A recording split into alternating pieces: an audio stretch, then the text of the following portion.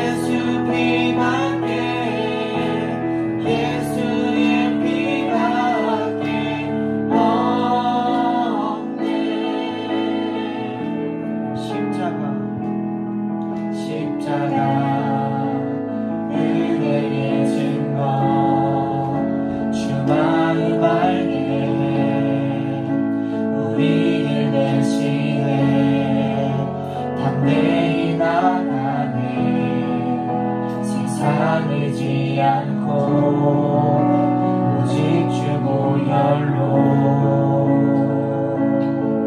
보혈 십자가 은혜의 증거 주 마음 알게 우리를 대신해 담대히 나가네 세상이지 않고 오직 주 보혈로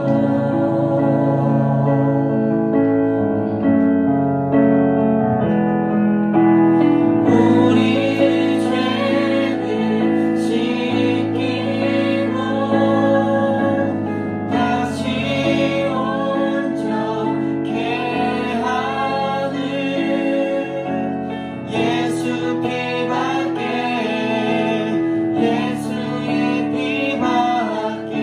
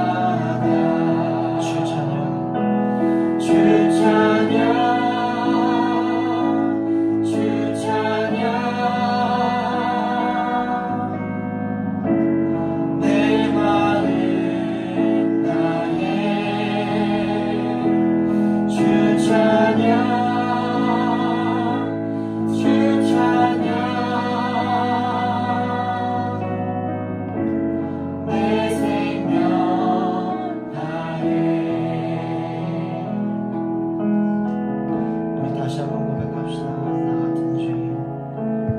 나 같은 죄인 살리신 주의 은혜 놀라워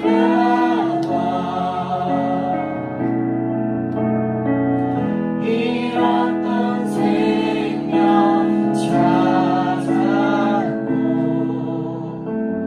광명을 얻었네. 죄악에서 건지신 큰 죄악에서 건지신 주 은혜 고마워.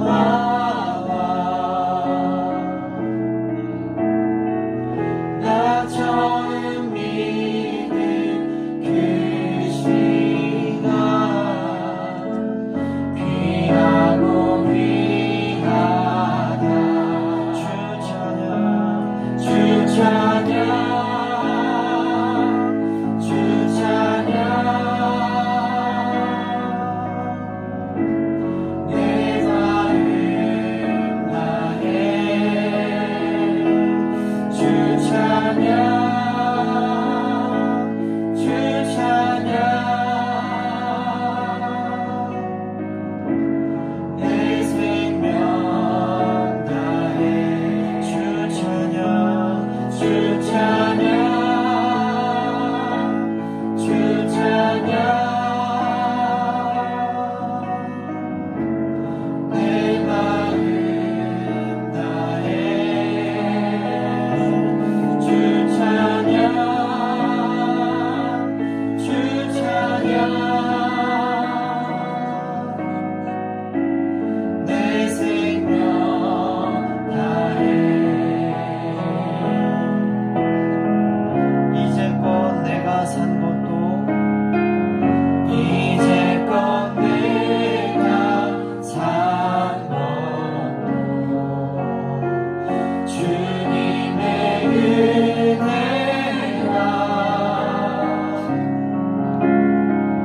또 나를 장차 보향해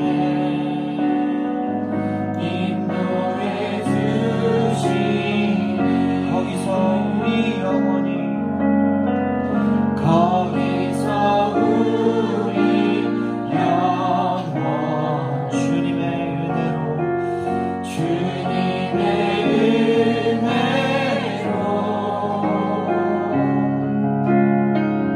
해처럼 밝게 살면서 주 찬양하리라. 주 찬양 주 찬양 주 찬양 내 마음 다해 주 찬양 주 찬양 내 생명 다해 주 찬양 주 찬양 주 찬양 내 마음 다해 주 찬양 주 찬양 내 생명 다해 목소리로 고백합시다. 주 찬양 주 찬양 내 마음 다해 주 찬양 주 찬양 내 생명 다해 주 찬양 주 찬양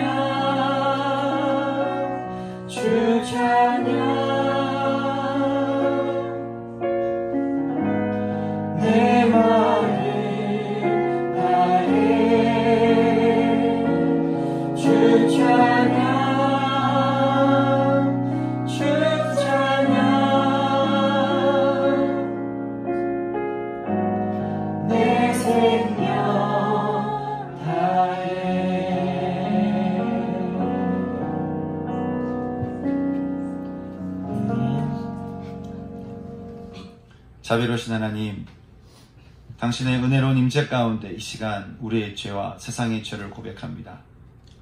그리스도께서 우리 가운데 평화로 계심에도 우리는 깨어진 세상같이 집착하며 서로를 대적하는 분열된 마음을 품었습니다. 우리는 또한 욕심을 따라 살았고 욕심을 잘 버리지 못했으며 늘 욕심의 마음을 빼앗겼습니다. 우리의 편리를 따라 자연을 오염시키고 우리의 마음대로 미움과 두려움과 질투를 따라 서로를 대적하였습니다. 하나님이 주신 상상력과 자유와 지성과 이성이라는 좋은 선물을 남용해서 악함의 사슬로 만들었습니다. 주님, 이 시간 우리에게 자비를 베풀어 주시고 우리를 용서하여 주셔서 우리의 이 죄됨을, 우리의 악함을, 우리의 연약함을 치유하여 주옵소서. 이 시간 주님께 우리의 죄를 함께 고백하며 또 우리 가운데 묶여있는 모든 사람들을 풀어서 주님께 올려드리면서 하나님, 우리 모든 묶임들을 풀어주시고 용서의 은혜를 우리 모두에게 허락하여 주시옵소서. 회개와 용서의 기도 하나님께 올려드리겠습니다. 같이 기도하겠습니다. 기도하시겠습니다. 살아있는 하나님, 이 시간 주님 앞에 우리 마음을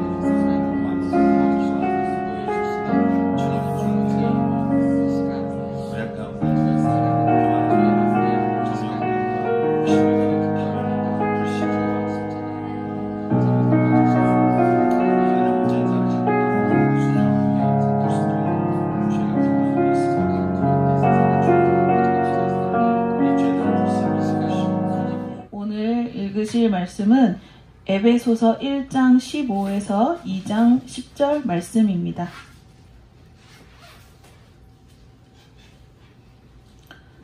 이로 말미암아 주 예수 안에서 너희 믿음과 모든 성도를 향한 사랑을 나도 듣고 내가 기도할 때에 기억하며 너희로 말미암아 감사하기를 그치지 아니하고 우리 주 예수 그리스도의 하나님 영광의 아버지께서 지혜와 계시의 영을 너희에게 주사 하나님을 알게 하시고 너희 마음의 눈을 밝히사 그의 부르심의 소망이 무엇이며 성도 안에서 그 귀함의 영광의 풍성함이 무엇이며 그의 힘의 위력으로 역사하심을 따라 믿는 우리에게 베푸신 능력의 지극히 크심이 어떠한 것을 너희로 알게 하시기를 구하노라. 그의 능력이 그리스도 안에서 역사하사 죽은 자들 가운데서 다시 살리시고 하늘에서 자기의 오른편에 앉히사 모든 통치와 권세와 능력과 주권과 이 세상뿐 아니라 오는 세상에 일컫는 모든 이름 위에 뛰어나게 하시고 또 만물을 그의 발 아래에 복종하게 하시고 그를 만물 위에 그의 머리로 삼으셨느니라. 교회는 그의 몸이니 만물 안에서 만물을 충만하게 하시는 이에 충만한 이니라.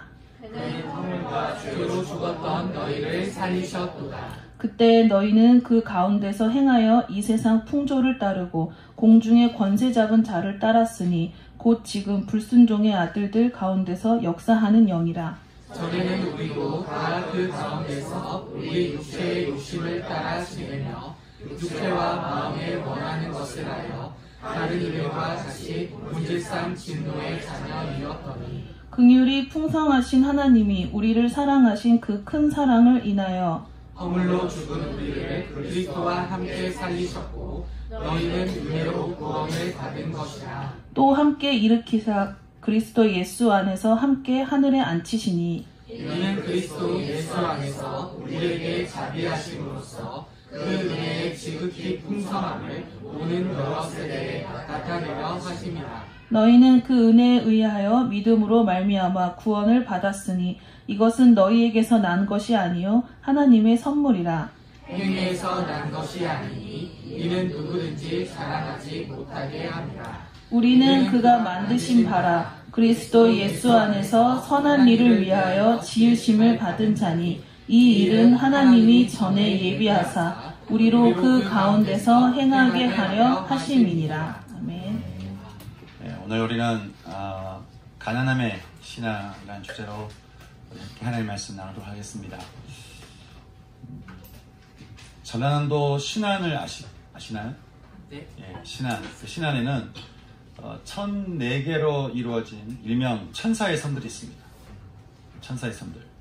섬들이 아주 이렇게 좀 조그맣게 몰려 있는데 그 섬들보다 더 유명한 한 사람이 있어요. 그것은 그 모든 선 사람들에게 복음을 전했던 문중경 전도사님이라는 분입니다. 당시 우리도 알다시피 예전에 여성들의 인권이 굉장히 처참했던 그런 시절이 있죠. 이분의 삶도 마찬가지였습니다. 결혼도 하고 보니까 이미 다른 여자랑 살고 있었어요. 그분이. 그러니까 이게 뭐 결혼도 아니고 남편에게 늘 이렇게 개처럼 취급을 당했던, 그러니까 아주 참 그 삶이 처참했었는데 그래도 그를 불쌍히 여겼던 그 시아버지로부터 이제 한글을 배우면서 새로운 삶을 살게 되는데, 그러던 어느 날 길을 가다가 한 여자분의 말을 듣게 돼요. 그것은 뭐냐면 여자분이 문득 자기는 찾아와서 그런 얘기를 하는 것이죠. 예수님 믿고 구원받으세요. 예수님 믿고 천국 가세요. 이 세상에서 믿을 것은 예수님밖에 없어요. 우리가 붙들고 믿을 만한 게 이 세상에 예수님밖에 없습니다. 그렇게 얘기를 하는 거예요. 그 말에 이끌려서 교회로 들어간 그분은 자신의 그 갈급한 심령으로 예수님을 찾게 되고 예수님을 영접하게 되고 생명을 얻게 되었습니다. 생명을 얻고 나니까 이 마음이 너무 감사한 거죠. 야, 내가 이렇게 생명을 얻게 되었구나 라는 생각을 갖게 되니까 이 구원이 너무 좋고 감사한 거예요. 그래서 야, 내가 어떻게 하면 이 구원의 은혜를 내가 갚을 수 있을까 고민하다가 한 가지를 결정을 하게 됩니다. 그것은 바로 자신을 천대하고 박해했던 신안 땅으로 다시 들어가서 그들에게 복음을 전하는 것이었어요. 근데 이거를 막상 이제 가서 보니까 야, 막상 전하려고 하니까 이걸 어떻게 전해야 될지 모르겠는 거죠.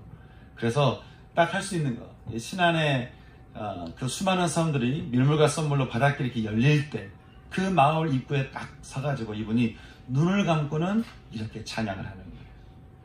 예수 사랑하심은 거룩하신 말일세. 우리들은 약하나 예수 권세만 도다. 날 사랑하심, 날 사랑하심, 날 사랑하심. 성경에 써 있네. 주고 나와 있는데요. 나를 사랑하시고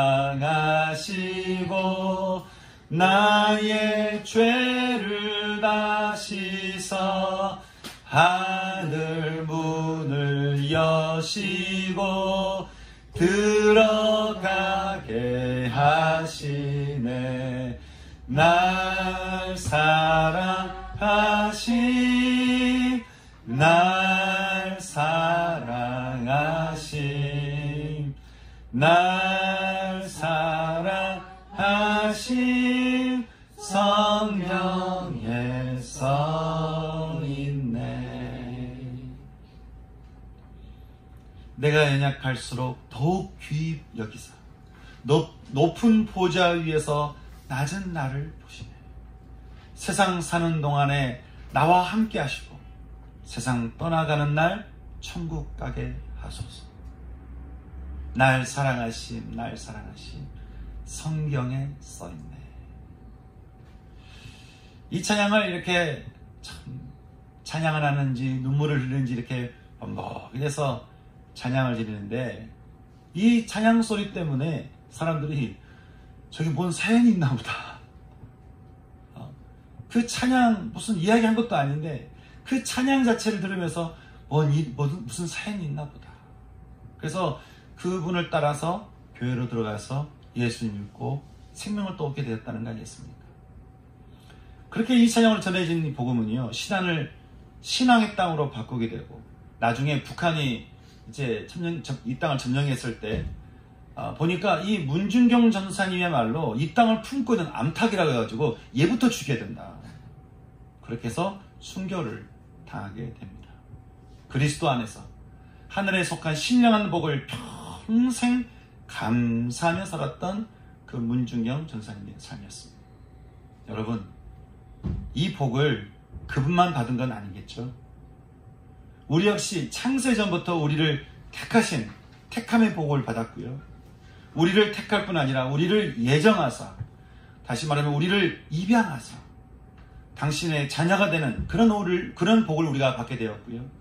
또 이미 죄 때문에 상실된 우리를 위해서 예수님이 죽음으로 대신 그 값을 지불하시거나 속량의 그 죄와 속량의 그 복과 그리고 때가 찬 경륜, 즉 앞으로 이제 하나님 앞에 모든 하늘과 땅인 모든 것들이 다 예수님의 주권 아래 굴복해서 모두 예수의 이름 앞에 통일되는 그 비밀을 알게 하는 복을 우리에게 주셨다고 하는데, 여러분은 이 복을 어떤 마음으로 받고 계십니까? 너무 당연한 것으로 여기는 건 아닌 건지, 이 복이 진짜 얼마나 큰 복인지를 그런 참 모르는 심정으로 혹시 우리가 신앙생활을 하고 있는 건 아닌지. 제가 보니까 은혜는 겸손한 자가 받고요, 또 겸손한 자가 그 은혜를 계속 누리는 것 같습니다. 누가복음 18장 말씀 보게 되면요, 주님 앞에 자신이 내가 얼마나 옳은 사람인가, 그렇게 자기 자신을, 나의 옳음을 자꾸 드러냈던 한 사람이 있었습니다. 그래서 참 성경에 보게 되면 그는 바른 생활 사나이라고 말할 수가 있는데, 그렇게 자신의 옳음을 드러냈던, 자신의 행위로 자신의 옳음을 증명해 보이려고 애썼던 그런 바리새인과, 또 자신의 죄성을 깨닫고요, 갈급한 심령으로 주님 앞에 머리 숙였던 세리가 등장하는데, 여러분, 하나님께서는 이 두 사람 중에 누구를 의롭다라고 말씀하셨을까요? 누가 봐도 바른 생활 사람이에요. 누가 봐도 열심히 했어요. 그래서 정말 의로워 보여요. 그래서 자기 자신도 하나님 앞에 내가 의롭다고 생각이 드는 거예요. 그런데 그 사람하고 자기가 의로울 수 없는 죄인의 사실을 깨닫고 주 앞에 겸손하게 머리 숙여 있는 그 세리하고, 하나님 누구를 의롭다라고 하셨겠냐라고 하는 거예요. 당연히 세리겠죠. 여러분, 우리가 평생 이 세리 같은 마음으로, 우리가 이렇게 평생 이렇게 가난한 심정으로 우리가 살아갈 수 있다면 참 어떻겠습니까?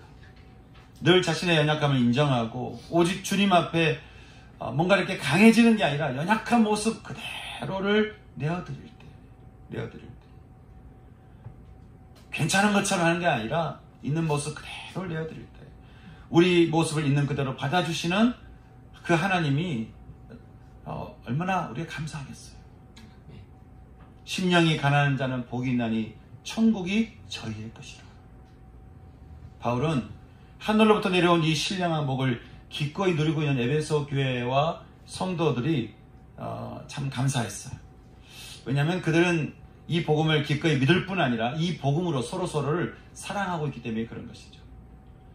초기 기독교 교부였던 요한 크리소스톰은 믿음은 사랑과 함께 할 때 가장 놀라운 한 쌍이 된다, 그렇게 이야기를 했습니다. 믿음은 당연히 사랑으로 이어지기 마련이기 때문에 그렇고요, 사랑은 그 사람의 믿음 정도만큼 드러나는 것이니까 에베소 교회와 성도들이 믿음과 함께 서로 사랑한다라고 하는 게, 그들의 신앙이 이게 허위의식이 아니라 이게 진짜라는 얘기잖아요. 믿음이 있으니 사랑하게 되고, 그리고 그 사랑은 믿음에서 나온 것이니 에베소 교회의 모습이 진짜 신앙의 모습이라고 하는 거예요. 그러니 바울은 교회 성도를 두고요, 하나님께 감사의 기도를 올려드리는 거예요. 저는 우리 교회를 보시는 주님의 마음도 그랬으면 좋겠습니다. 그렇게 감사하던 바울은요, 이제 그리스도 안에서 하늘에 속한 이 신령한 복을 이제 아는 것뿐만 아니라, 이제는 이 복을 에베소 교회와 성도들이 온전하게 그 삶 속에서 온전하게 계속 누리도록 이렇게 기도하고 있는데, 이렇게 기도합니다. 하나님, 교회 성도들에게 지혜와 계시의 영을 주사 성령의 충만함이 있게 하사 그들의 마음의 눈을 이렇게 밝혀주시고는 우리에게 이런 은혜를 주시는 하나님을 알게 하옵소서. 우리에게 계속 은혜를 주시는, 내가 은혜만 받아먹고 또 그렇게 해서 내 마음대로 사는 것이 아니라 은혜를 받으면서 은혜 가운데 거하면서 이들이 하나님을 알게 하옵소서. 그리고 하나님과 친밀하게 하옵소서. 하나님을 알면 알수록 이 신령한 복이 얼마나 놀라운 복인지를 깨닫게 되고, 하나님과 친밀하면 친밀할수록 이 복된 삶은 우리의 정체성이 되는 것이죠. 그러니 바울이 이 기도를 하면서요, 이제 좀 더 구체적으로 에베소 교회와 성도를 향해서 바람을 가지고 기도를 하는데, 보니까 세 가지를 가지고 기도를 합니다. 첫 번째 보니까 부르심의 소망이 무엇인지를 알게 하소서. 그렇게 기도하는 거예요. 부르심의 소망이 무엇인지 알게 하소서. 하나님께서 우리를 부르셔서 신령한 은혜를 주신 것이 왜 우리에게 소망이 되는 걸까? 그 부르심의 소망에 대해서요, 고린도전서 1장 9절은 이렇게 말합니다. 너희를 불러서 그 아들 예수 그리스도 우리 주와 더불어 교제하게 하시는 하나님은 미쁘시다. 교제하게 하시는 하나님 미쁘시다. 여러분, 하나님께서 우리를 부르신 것이 우리에게 소망이 되는 것은요, 우리로 하여금 예수님과 함께 교제할 수 있도록 우리를 인도하셨기 때문이라고 하는 것이죠. 여러분, 만약에요, 여러분이 굉장히 좋아하고 어떤 존경하는 어떤 분이 있어요. 굉장히 좋아하고 존경하는 어떤 분이 있는데, 그분이 하루는 여러분을 자기 집으로 초대하는 거예요. 그래서 한 식탁에서 함께 식사하면서 여러분의 이야기를 이렇게 경청하고, 그리고 여러분에게 위로해주고, 여러분에게 격려해주고, 때론 여러분에게 여러 가지 말로 참 권면의 말을 해준다면 여러분 어떻겠습니까? 그러겠죠? 예. 우리를 불러서 그와 더불어 교제하게 되면 큰 기쁨 아니겠어요? 그런데 이 놀라움의 부름의 자리로 누가 우리를 초대하고 계신다는 거예요? 하나님입니다. 하나님. 하나님께서요, 우리를 부르셨죠. 그리고는 당신의 아들 예수 그리스도와 더불어 교제하게 하시는 거예요.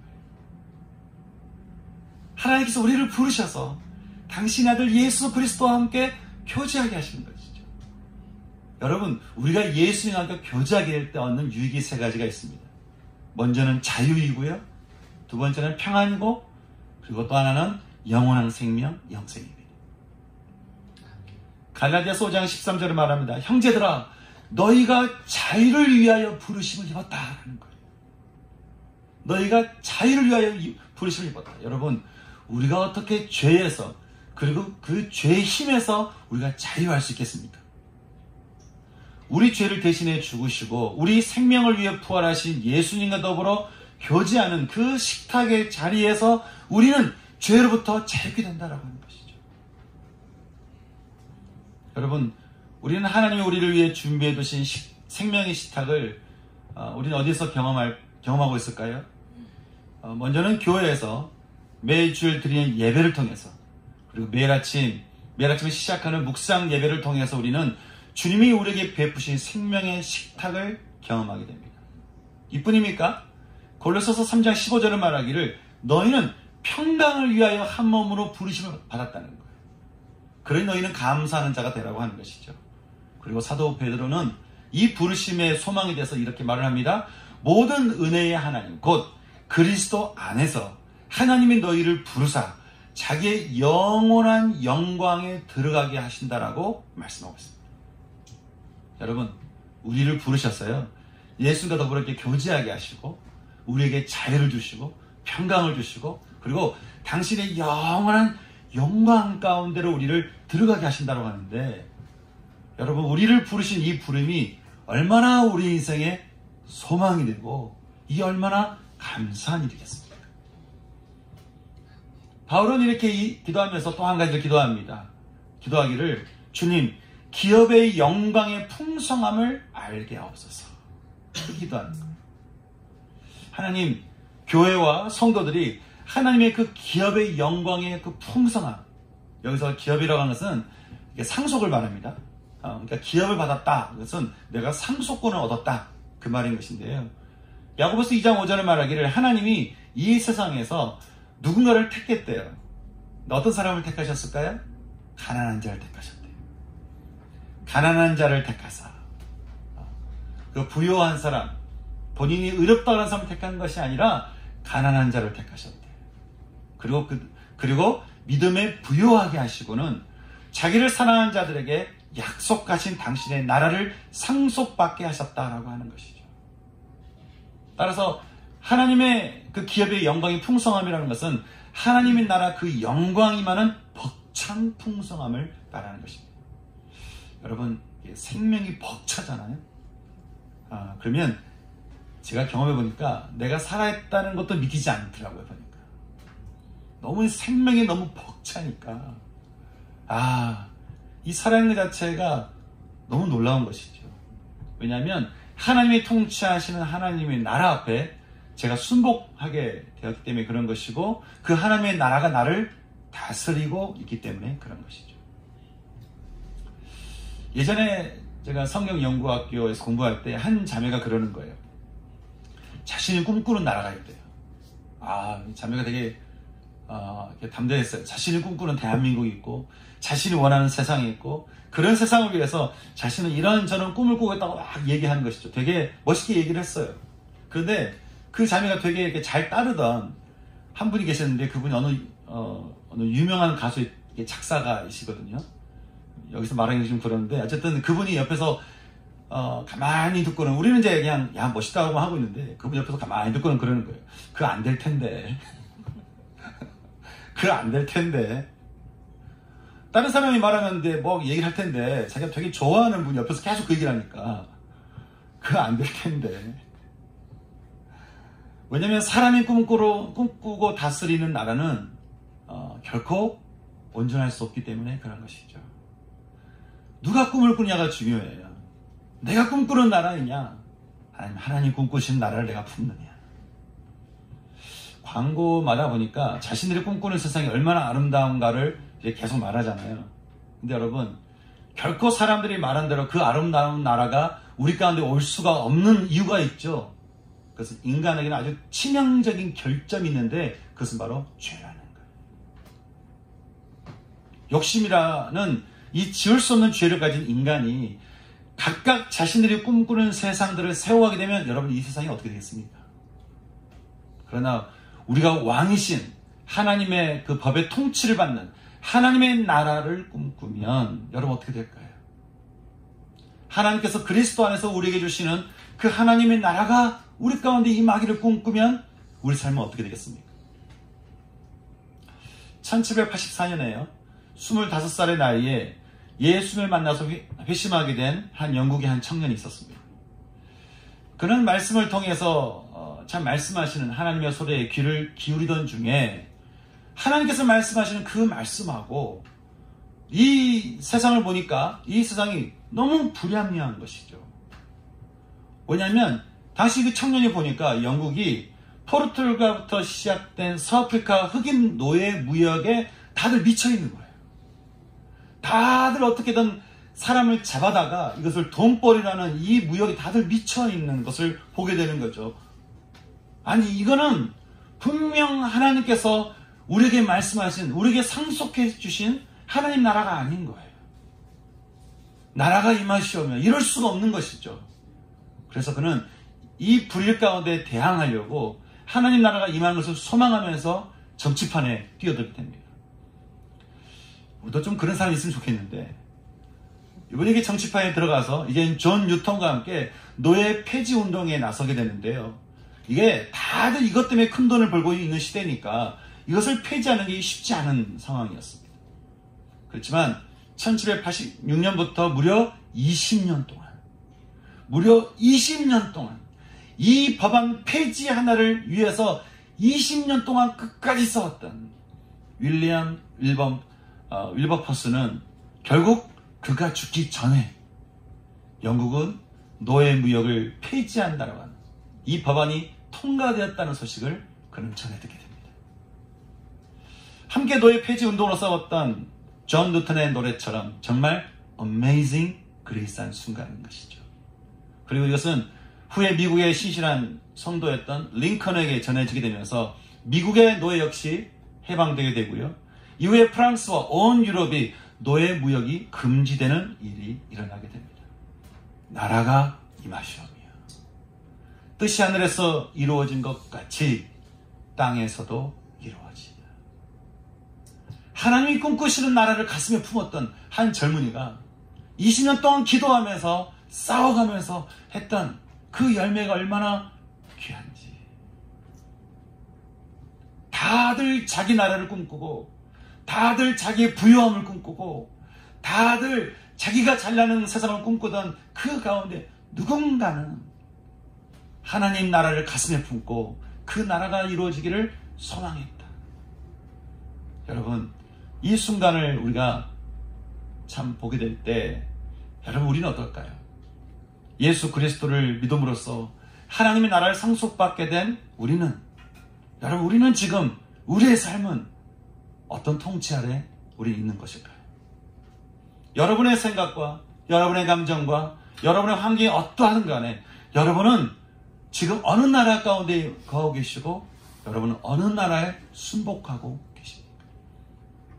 바울이 기도합니다. 하나님, 교회와 성도들 가운데 하나님의 기업, 상속받을 그 나라의 영광의 풍성함이 어떠함을 알게 하옵소서.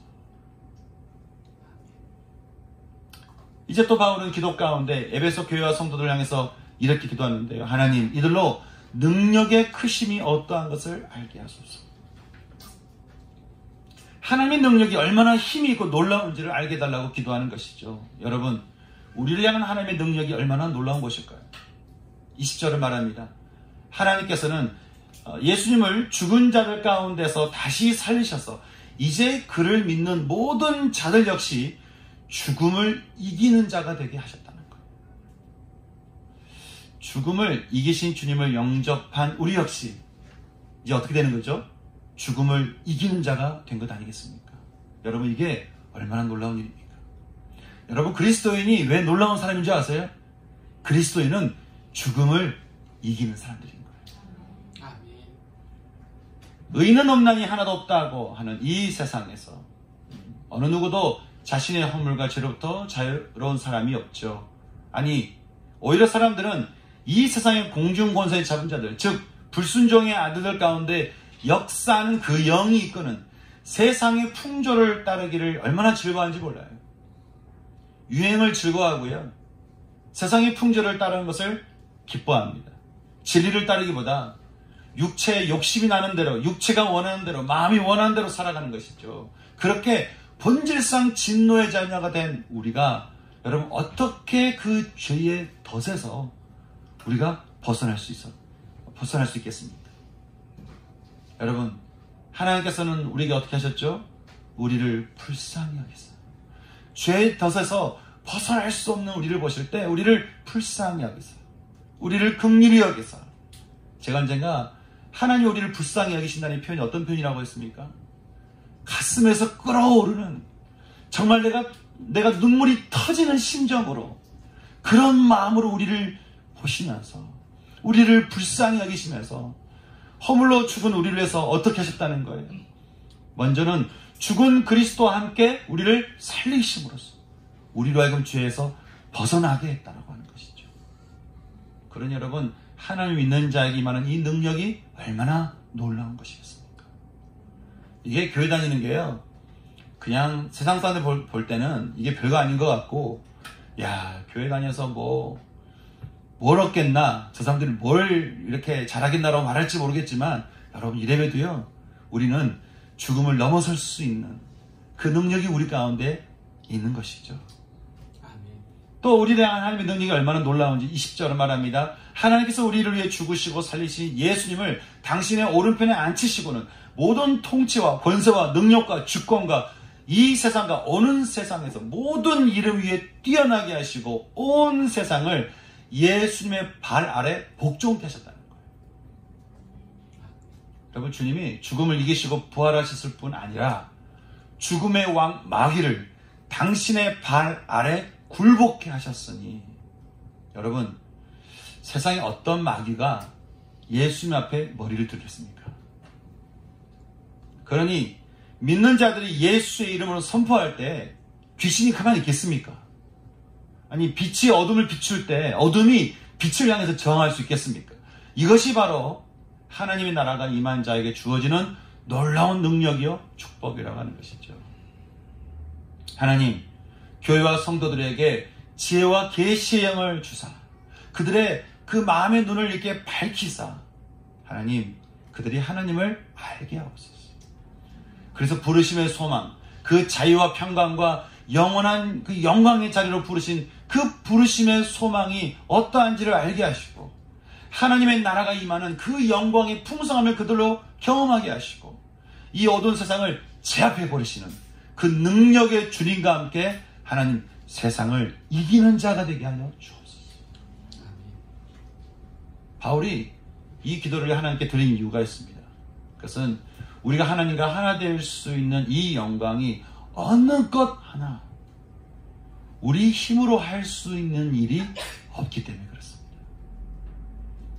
우리는요, 신앙의 주체가 마치 우리인 것처럼 착각할 때가 많습니다. 그래서 우리가 뭔가 열심히 하면 마치 이렇게 보상을 받을 것 같은 그 구원과 믿음을 보상처럼 생각하는 경우가 있어요. 우리가 뭔가 열심히 하고 하여간 우리가 열심을 내서 하여간 뭔가 열심히 하면 뭐든 간에 그러면 하나님이 믿음을 보상을 주시고 마치 구원을 보상하실 것 같은 생각을 하게 되는 것이죠. 여러분, 믿음이 보상이겠습니까? 구원이 보상입니까? 여러분, 우리가 뭔가 열심히 하면 할수록 받는 게 구원이겠습니까?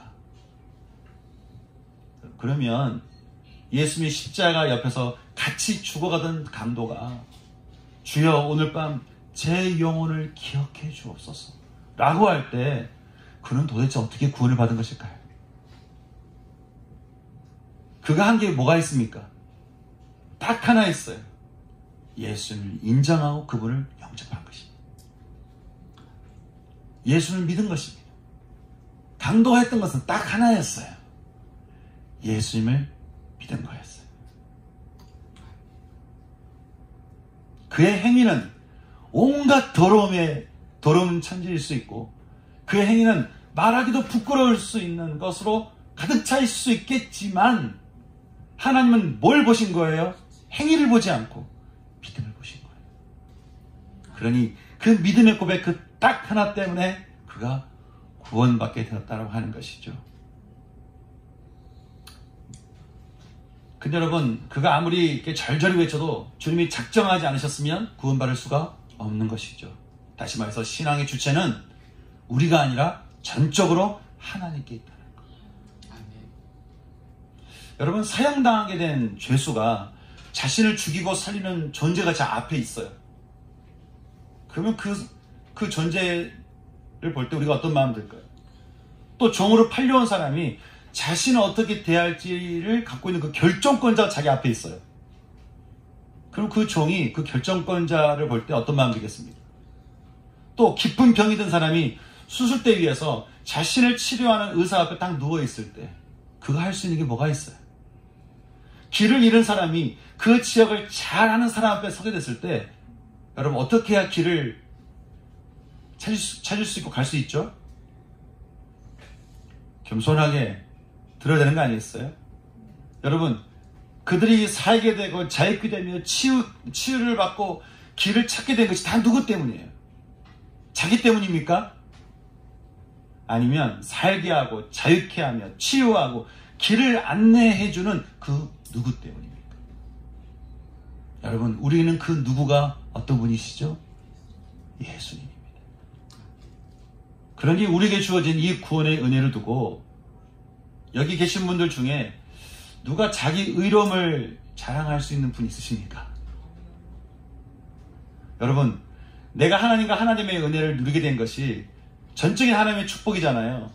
신앙의 주체가 말씀드린 대로 내가 아니라 하나님이잖아요.